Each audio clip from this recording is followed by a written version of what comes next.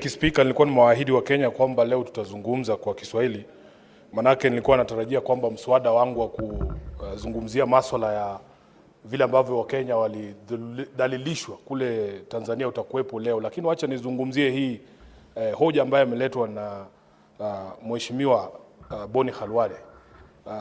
Mheshimiwa Speaker, na wasikia wenzangu hapo wanazungumza wakipiga kifua kwamba SHA inafanya. Na kwa mtazamo wangu mwenyewe, kama hiyo SHA itakuwa ikifanya, ni wananchi watatuambia, sio nyinyi viongozi hapo, kwa sababu hapa hamna mtu yoyote ambaye anaenda kupokea matibabu na anatumia SHA. Kwa hivyo ukisimama hapo useme SHA inafanya, utuonyeshe ulitibiwa na SHA lini. Jambo la pili, Mheshimiwa Speaker, wakati ambapo tulikuwa tunazungumzia huu mswada, tukasema kwamba tungependa kuwapa nafasi wale ambao walikuwa wanafanya kazi katika shirika la NHIF wasifurushwe kazini. Mimi mwenyewe kama senator wa Nairobi ndio nilileta mabadiliko katika mswada ule wa kusema kwamba wale ambao wako pale wapewe nafasi ya kwanza pasi na kutarajiwa ama kutakiwa kufanya interviews tena, Mheshimiwa Speaker. Lakini hawa viongozi ambao wanapiga kifua sasa wanasema tuwalinde wale wafanyikazi, walipiga kura kuhakikisha kwamba badiliko hilo halikuweza kujumulishwa katika mswada huu. Kwa hivyo ni unafiki mkubwa, Mheshimiwa Speaker, tunapowasikia watu ambao walikuwa na fursa ya kuhakikisha kwamba wafanyikazi hawa watapata haki, wakapiga kura njia nyingine, kisha sasa leo ndio wanapata sauti kutuambia kwamba SHA inafanya. Mheshimiwa Speaker, mimi na watu pale ndani ya shirika la SHA wananiambia hata hizi unaona ati wanafanya interviews za kuweza kuwapa watu kazi pale ndani. Mheshimiwa Speaker, hizo interview ni za bandia. Manake tayari wale mahojiano, wale ambao wanaenda kupewa hizi nafasi tayari wanajulikana. Mheshimiwa Speaker. Senator wa Nairobi. Naam. Tafadhali ukichagua lugha moja, itumie lugha moja. Usichanganye lugha. Mheshimiwa Speaker, alikuwa nimetohoa lakini nimekosolewa hapa na Mheshimiwa Mwaruma. Kwa hivyo utaniwia radhi hapo tu, lakini nilikuwa nasema kwamba hizo mahojiano ambayo yanafanyika ni mahojiano bandia, wale wenye kupewa barua tayari wanajulikana. Jambo la kutamausha zaidi, Mheshimiwa Speaker, ni hata hawa ambao wamechaguliwa juzi kama madirector, Mheshimiwa Speaker, walikuwepo kwenye rada ya tume ya maadili na kupambana na ufisadi. Na sasa hivi nitaweza kuleta hoja hapa kuweza kuleta ushahidi kwamba wale ambao wamepewa hizi nafasi tayari walikuwa na tuhuma za ufisadi, na walikuwa ile shirika la EACC tayari walikuwa wametangaza kwamba hawa jamaa wanafaa waende mahakamani wakajibu mashtaka yanayoambatana na mambo ya ufisadi. Sasa itakuwaje tena leo wamekuwa wasafi yetu wanapewa nafasi katika shirika la SHA? Kwa hivyo Mheshimiwa Speaker, nataka kuomba hawa ndugu zetu maseneta wenzangu kwamba iwapo huna habari kamili usije hapa ukasema mambo ya uongo, mambo ambayo huyaelewi.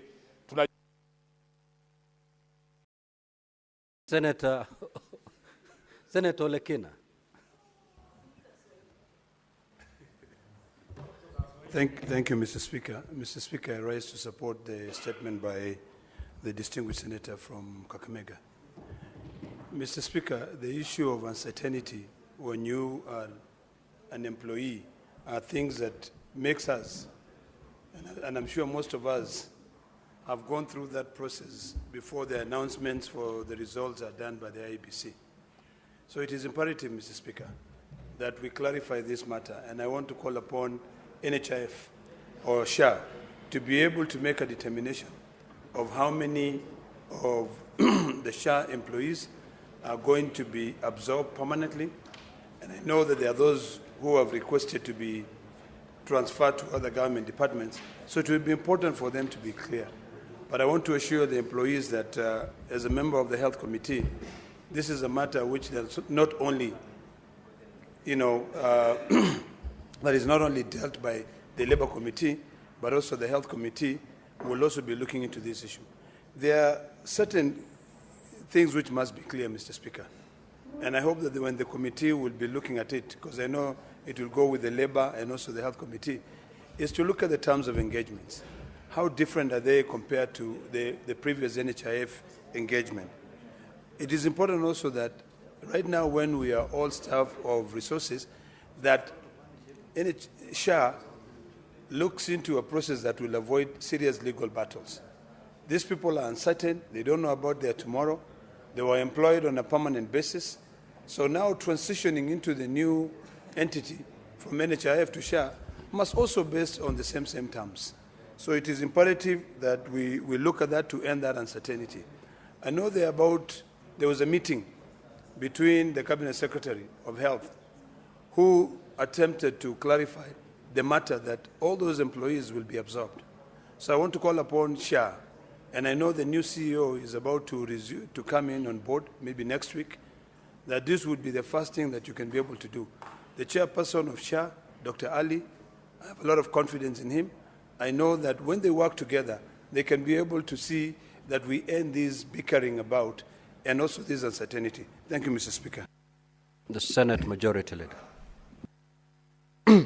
Mr. Speaker, I have a quick comment on this issue of SHA, and I don't know why people get offended or worked up when we say SHA is working. What else are we supposed to say, Mr. Speaker?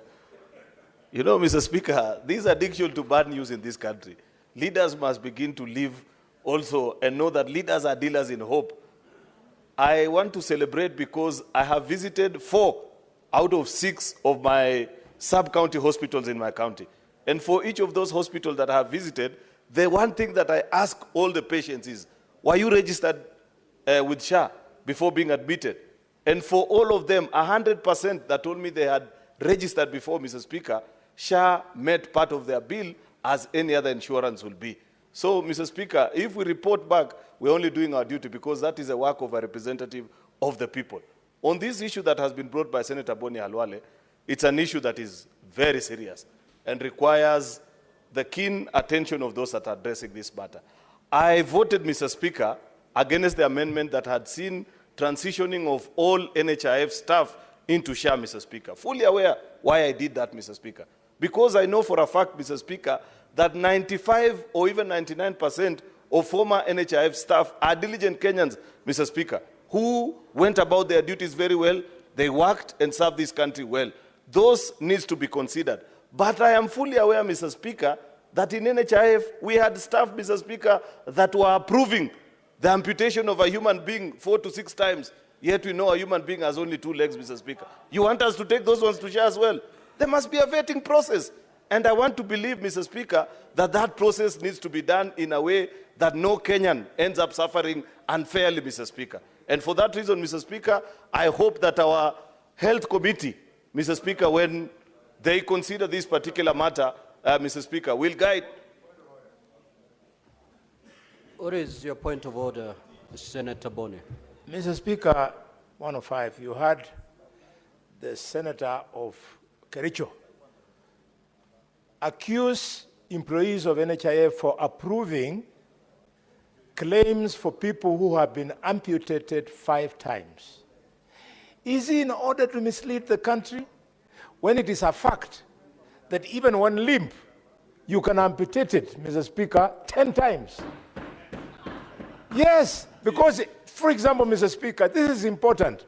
People should not call Kenyans thieves when they don't have facts. A doctor who is treating a patient with diabetes, the limb starts rotting. When the toes are rotten, you cut. When the hand goes, you cut. When the arm goes, you cut. When the limb goes, you cut. So why are we teaching people to think that there is no person who is clean? These clerks of NHIF who are now want to be punished, I'm afraid some powerful people in government want to employ their relatives, Senator Boni, people from their communities. Senator Boni, your point of order is not sustained. Majority Leader, proceed.